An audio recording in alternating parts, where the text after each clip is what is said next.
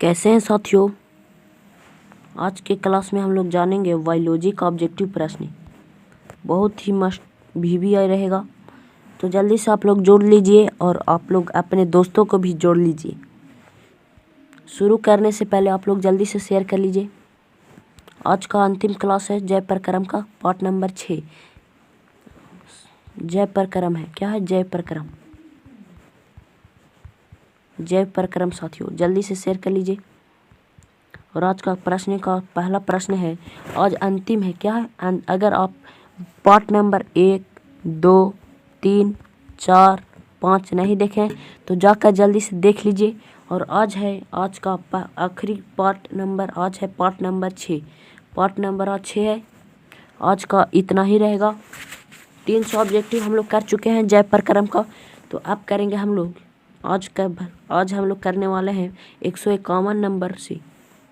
तो आज है, रक्त में उपस्थित कौन सी कणिकाएं श्वसन गैस को परिवहन में भाग लेता है? तो होता है RBC, लाल रक्त कणिकाएं। छोटी आंत में भोजन के पाचन में निम्नलिखित में किस राज्य की भूमिका होती है? ऑप्शन नंबर डी होगी साथियों, ऑप्शन नंबर डी, इनमें से सभी। अगला प्रश्न है, अमाशय में अधपेच भोजन की लेई की तरह स्वरूप को क्या कहते हैं? तो हम लोग कहते हैं काइम कहते हैं। क्या कहते हैं? ये बहुत ही VBI प्रश्न है साथियों, बोर्ड एग्जाम में आने का चांस है साथियों। VBI है साथियों, क्या है? VBI प्रश्न है, इसको आप नोट कर लीजिएगा नोटबुक में। अगला प्रश्न है कि निम्नलिखित में कौन सी रक्त कणिकाएं मनुष्य की प्रतिरक्षा तंत्र की निर्माण करती है? तो कौन सी है? तो होती है ल्यूकोसाइट साथियों। अगला नंबर प्रश्न है कि सामान्य मनुष्य के प्रति ml रक्त की श्वेत जो RBC है, क्या WBC है? जो WBC जो है वो कितनी संख्या कितनी होती है? तो 5000 से 6000 की संख्या होती है साथियों। अगला प्रश्न है कि प्रकाश संश्लेषण प्रक्रम में गैस CO2 और O2 का आदान प्रदान किन अंगों द्वारा होती है? तो होती है जड़ पत्तियों के अवस्थित रंध्रों द्वारा होती है साथियों।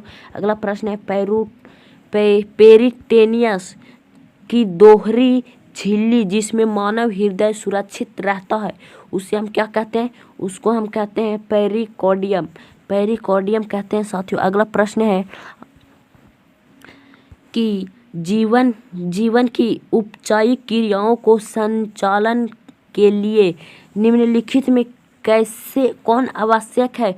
तो इनमें से सभी साथियों। अगला प्रश्न कहा गया, मनुष्य को भोजन के विभिन्न स्वादों को ज्ञान निम्नलिखित में रचना की मदद होती है। किसकी मदद होती है?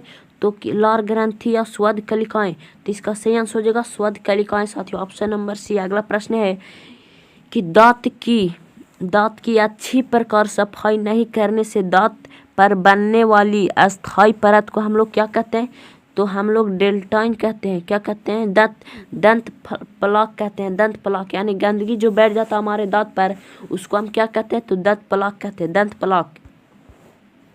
इसलिए कहा जाता है कि अच्छी तरह हमें क्या करनी चाहिए? दंत करनी चाहिए। अगला प्रश्न है, रक्त परिवहन के एक चक्र को पूरा करने में द्रव्य में रक्त के हृदय से होकर 2 बाहर गुजरता है। इस तरह रक्त को परिसंचरण को क्या कहते हैं? इस तरह परिसंचरण को हम लोग क्या कहते हैं?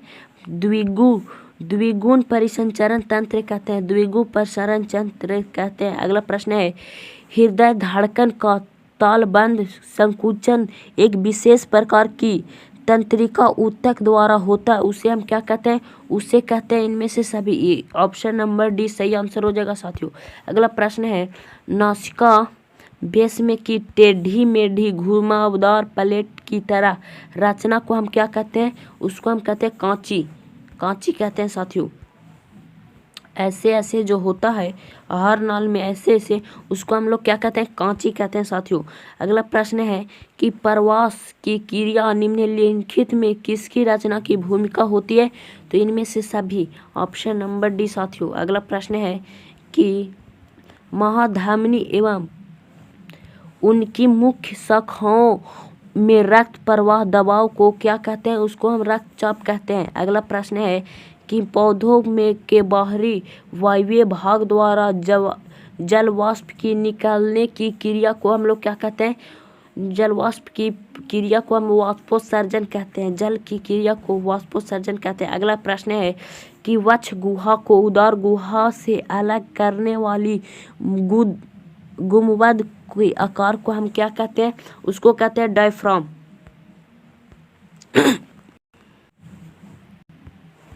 अगला नंबर प्रश्न है साथियों, कोष्ठकों में स्थित वायुमंडलीय हवा में ऑक्सीजन के प्रतिशत करीब होती है।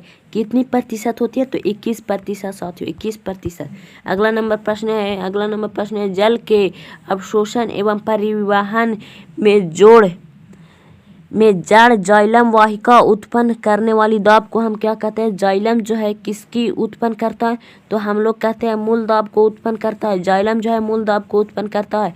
अगला प्रश्न है कि औसतन एवं जो पेड़ अपने जीवन काल में अपने भर के कितना गुना जल वाष्पोत्सर्जन करता है? तो करता है 100 गुना। कितना गुना? 100 गुना साथियों। अगला प्रश्न है 171 नंबर प्रश्न, आहार नाल में क्रमाकुंचन को दर्शाने वाली चित्र को चिन्हित स्थान की प्रक्रिया को दर्शाता है। किस प्रक्रिया को? तो संकुचन की प्रक्रिया को दर्शाता है। अगला नंबर प्रश्न है रक्त में फेफड़े में पाए कार्बन डाइऑक्साइड को नासिका से बाहर निकालने की क्रिया को क्या कहते हैं? उसको हम उच्छ्वास कहते हैं। क्या कहते हैं? उच्छ्वास कहते हैं साथियों। शरीर के सभी भागों से अशुद्ध रक्त हृदय के किस वेश में इकट्ठा होता है? तो दायां अलिंद में इकट्ठा होता है साथियों। अगला प्रश्न है निम्नलिखित में हृदय की गति के दौरान हृदय का पेरिकार्डियम झिल्ली के बीच होने वाले संभावित घर्षण की बचाता है। कौन सा घर्षण से बचाता है? तो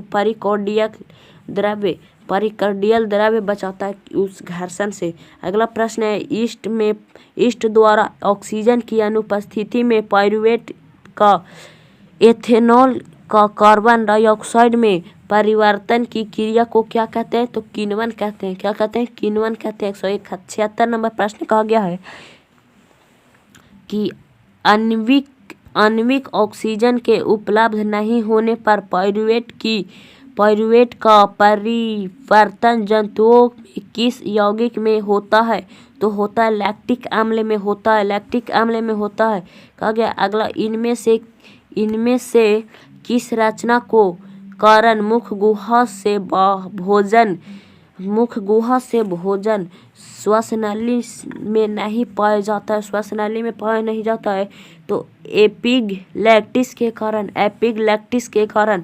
अगला प्रश्न है सभी धमनियां में ऑक्सीजनित शुद्ध रक्त प्रवाहित होता है लेकिन उसका अपवाद क्या कहलाता है? उसका अपवाद कहलाता है फुफ्फुस धमनी। क्या कहलाता है? फुफ्फुस धमनी कहलाता है। अगला नंबर प्रश्न है कि रक्त परिवहन के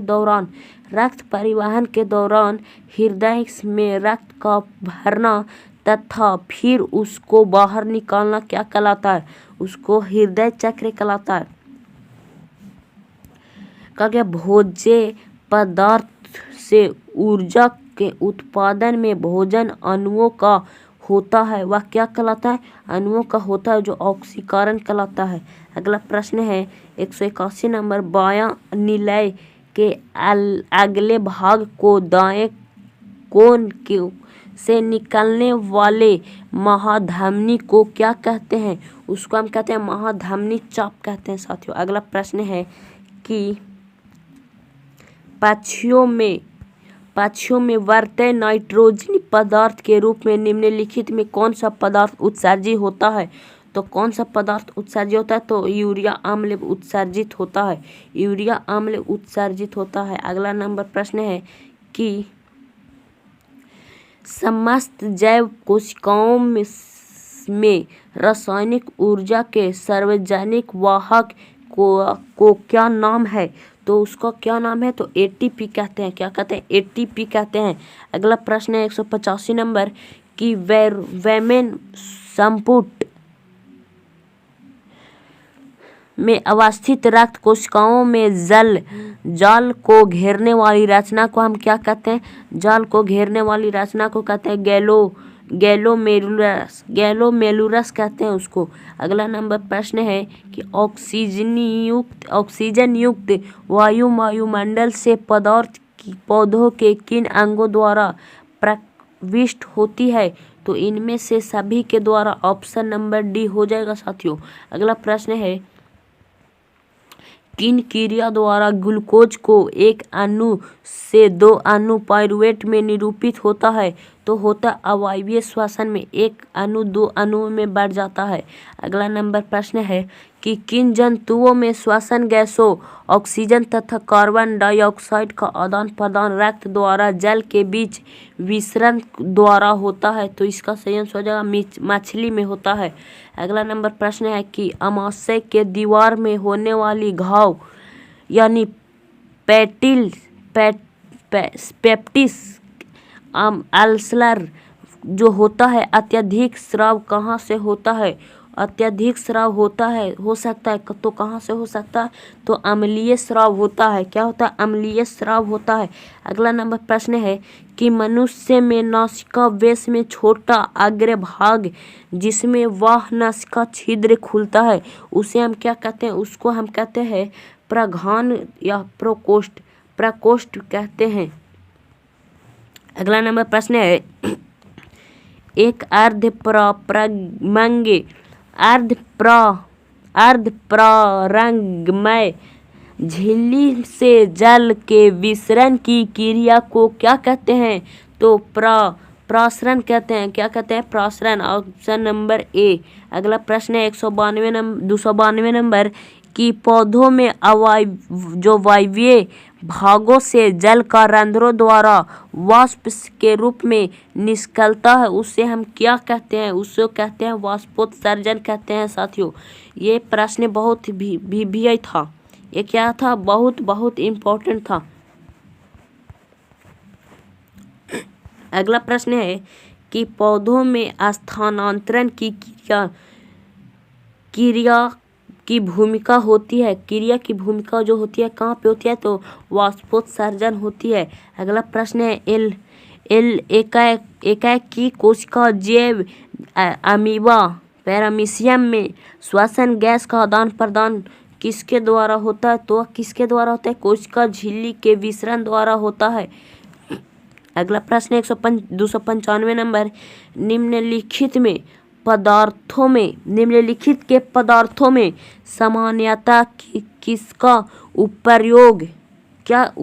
उपयोग कोशिका द्वारा ऊर्जा उत्पादन के लिए किया जाता है, तो किसके लिए, तो ग्लूकोज के लिए किया जाता है। अगला नंबर प्रश्न है अस्थायी जंतुओं में सामान्यतः नाइट्रोजन पदार्थ का शरीर से बाहर निकालने किस रूप में निकाला जाता है, तो निकाला जाता है यूरिया के रूप में। किस रूप में, यूरिया के रूप में नाइट्रोजनी पदार्थ को निकाला जाता है।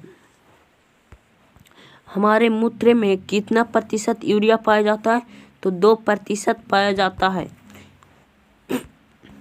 अगला प्रश्न है कि किन जीवों में नाइट्रोजनी पदार्थ का निष्कर्षण यूरिया अम्ल के रूप में होता है, तो होता है किसमें, तो सिर्फ एजीव में या सिर्फ रिप्टेलिया में, तो इसका सही आंसर ऑप्शन नंबर सी। अगला प्रश्न है कि नासिका वेश में के दीवार में टेढ़ी मेढ़ी घुमावदार जो होता है उसको हम क्या कहते हैं, तो उसको बोलते हैं कांची। क्या बोलते हैं, कांची। अगला नंबर प्रश्न है 299 नंबर कि पादपों में खाद्य पदार्थों का एक कोशिका में से दूसरे कोशिका का संवहन होता है, तो किसका होता है, तो फ्लोएम द्वारा होता है। अगला नंबर प्रश्न है 300। आज का अंतिम प्रश्न है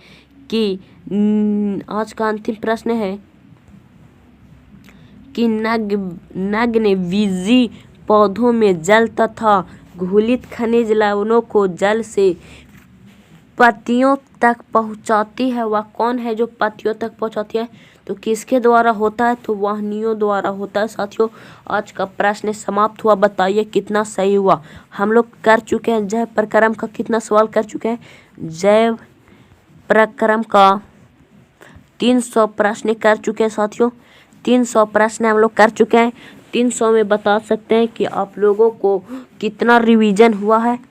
अगर आप लोग पार्ट नंबर 1, 2, 3, 4, 5 तक नहीं देखे हैं तो जाकर देख लीजिए, लिंक डिस्क्रिप्शन में दे दिया गया है।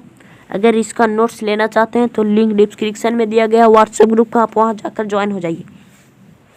मिलेंगे अगले टॉपिक के साथ, तब तक के लिए जय हिंद, जय भारत, वंदे मातरम। हमारा समाप्त हुआ